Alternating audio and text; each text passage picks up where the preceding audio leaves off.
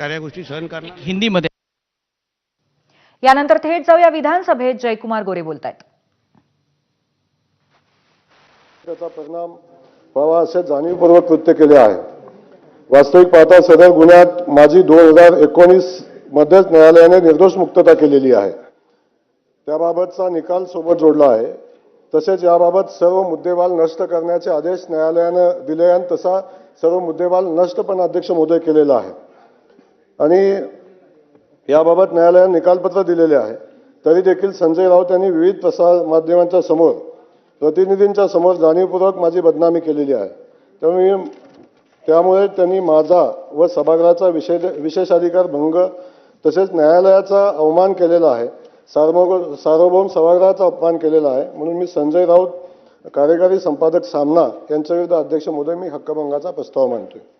त्यासोबत अध्यक्ष महोदय, या सभागृहाचे सदस्य रोहित पवार यांनी सभागृहाच्या बाहेर अधिवेशन चालू असताना याच प्रकरणावर, आता मी पुन्हा तोच विषय वाचून अध्यक्ष महोदय न दाखवता हाच त्यांच्या विरोधात मी हक्कभंगाचा प्रस्ताव दाखल केलेला आहे। अध्यक्ष महोदय, त्यासोबत एक यूट्यूब चॅनल अध्यक्ष महोदय लय भारी म्हणून आहे, त्या यूट्यूब चॅनलच्या माध्यमातून अध्यक्ष महोदय याच प्रकरणामध्ये आणि याच सारख्या किमान 87 व्हिडिओ क्लिप माझ्या कुटुंबाच्या, माझ्या पक्षाच्या, माझ्या नेतृत्वाच्या बदनामीसाठी अत्यंत नीच खालच्या पातळीवर जाऊन अध्यक्ष महोदय टीका करण्याचं काम सातत्याने 1.5 वर्षापासून अध्यक्ष महोदय तो चॅनल करतो। त्यासोबत काल परवा दिवशी याच प्रकरणामध्ये ज्यामध्ये न्यायालयाने माझी निर्दोष मुक्तता केलेली आहे, त्यामध्ये अध्यक्ष महोदय अत्यंत खालच्या पातळीवर जाऊन माझ्यावर, पक्षावर आणि नेतृत्वावर टीका करण्याचं काम सातत्याने अध्यक्ष महोदय या चॅनलच्या माध्यमातून होतं की ज्यांना लोकशाहीमध्ये आपण वृत्तपत्रांना किंवा लोकशाहीचा चौथा स्तंभ मानतो अध्यक्ष महोदय, तेव्हा जबाबदारीनं त्यांनी वागलं पाहिजे आणि आपली भूमिका मांडत असताना एक भाषेचा स्तर राखला पाहिजे अध्यक्ष महोदय। याच्यामध्ये असं कुठलंही न करता माझ्या कुटुंबाची आणि सभागृहामध्ये माझी बदनामी होईल अशा पद्धतीचं वर्तन अध्यक्ष महोदय या यूट्यूब चॅनलने केलेलं आहे। त्या लय भारी यूट्यूब चॅनल आणि तुषार आबाजी खरात यांच्या विरोधात अध्यक्ष महोदय मी हक्कभंगाचा प्रस्ताव अध्यक्ष महोदय या सभागृहामध्ये मांडतो।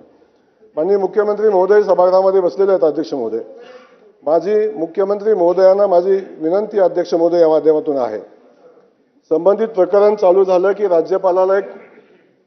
राज्यपालाला एक कुणी निवेदन दिलं आणि त्या निवेदनासंदर्भात अध्यक्ष महोदय आपण आपल्या शासनानं ते निवेदन पोलिसांच्याकडे पाठवलं आणि त्याची चौकशी केली।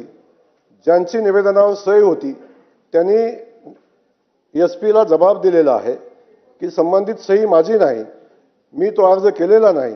या प्रकरणाची सुरुवात पुन्हा नव्यानं इथून झाली आणि याची माहिती आपण मुख्यमंत्री महोदय आपण घ्यावी, पण हे असं असताना राज्यपालाला खोटं निवेदन देणं, अशा पद्धतीचं वातावरण अध्यक्ष महोदय तयार करणं आणि एखाद्या कुटुंबाला किंवा एखाद्या नेतृत्वाला आयुष्यातून उद्ध्वस्त करण्याचा अध्यक्ष महोदय प्लॅन करणं, हे अध्यक्ष महोदय खूप घातक असं आहे। या प्रकरणाबद्दल अध्यक्ष महोदय मी जास्त काही बोलणार नाही, पण याच सभागृहामध्ये अनेक सदस्य आहेत। याच सदस्यांनी विधान परिषदेचा पराभव सहन झाला नाही म्हणून माझ्या विरोधात षडयंत्र तयार केलं।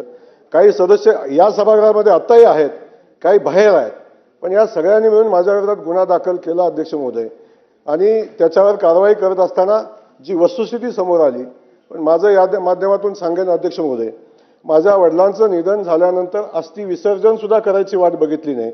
8 वर्षापूर्वीचं प्रकरण अध्यक्ष महोदय काढलं, कदाचित 10व्या दिवशी पण करता आलं असतं, पण एवढी सुद्धा नीतिमत्ता दाखवण्याचं काम अध्यक्ष महोदय यातून केलं नाही। माझी अध्यक्ष महोदय आपल्याला माझी विनंती आहे मुख्यमंत्री महोदय, या प्रकरणाचा निकाल न्यायालयाने दिलेला आहे। सभागृहाचे सदस्य काही लोक सांगतात अध्यक्ष महोदय न्यायालयाने स्पष्ट सूचना दिलेल्या आणि त्या वेळचं सगळं रेकॉर्ड अध्यक्ष महोदय न्यायालयाने डिस्ट्रॉय केलेलं आहे, तरी सुद्धा सभागृहाचे सदस्य सांगतात की सगळं रेकॉर्ड आमच्याकडे आहे। म्हणजे न्यायालयाने दिलेल्या निर्णयाचा अवमान करण्याचा अधिकार यांना कोणी दिला? अध्यक्ष महोदय, याही संदर्भात माझी विनंती, आपल्याला याची चौकशी झाली पाहिजे. या सगळ्यामध्ये अध्यक्ष महोदय, माझ्यावर कारवाई केली किंवा माझ्यावर जे प्लॅन होता आजपर्यंत आपण सगळ्यांनी बघितलं, सभागृहानं अनेकदा अनुभवलेला आहे. आता याच्यात त्यांची चूक नाही अध्यक्ष महोदय, माझी चूक आहे की मी सर्वसामान्य कुटुंबातून आलोय. माझ्या मागे राजे महाराजांचा कुठल्या संस्थानिकाचा आशीर्वाद नाही, पण सामान्य कुटुंबातल्या एखाद्या युवकानं पुढे यावं, राजकीय क्षेत्रामध्ये काम करावं, अशा पद्धतीचं सहन न होणारी मंडळी अध्यक्ष महोदय या ठिकाणी अशा पद्धतीचं प्लॅन करतात आणि कायम या बदनामीचं षडयंत्र अध्यक्ष महोदय आजपर्यंत केलं. माझी सभागृहालाही विनंती या माध्यमातून आहे, आजपर्यंत ज्या कुठल्याही गुन्ह्यामध्ये सहभागी नसणाऱ्या जयकुमार गोरेनं आजपर्यंत किमान 28 गुन्ह्यामध्ये सामोरं जायचं आतापर्यंत काम केलं, त्याला प्रत्युत्तर दिलं आणि संघर्ष करून आज इथं उभा राहिलो.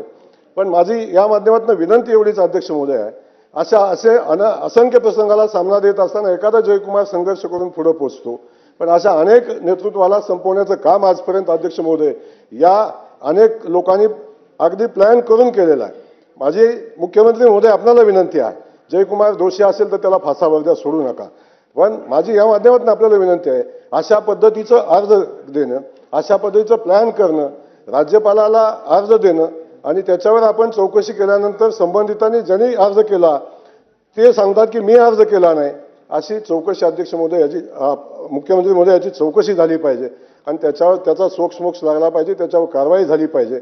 जर राज्यपालाचा अर्ज त्यांनी केलेला नाही तर त्या युट्यूब चॅनलकडून कसा पोचला आणि त्यातून बातम्या कशा तयार झाल्या, याही संदर्भात चौकशी मुख्यमंत्री महोदय झाली पाहिजे. माझी आपल्याला मनापासूनची विनंती आहे की आपण या संदर्भातली चौकशी कराल आणि माझ्यासारख्या सामान्य सदस्याला न्याय द्याल, अशा पद्धतीची भावना या निमित्ताने व्यक्त करतो.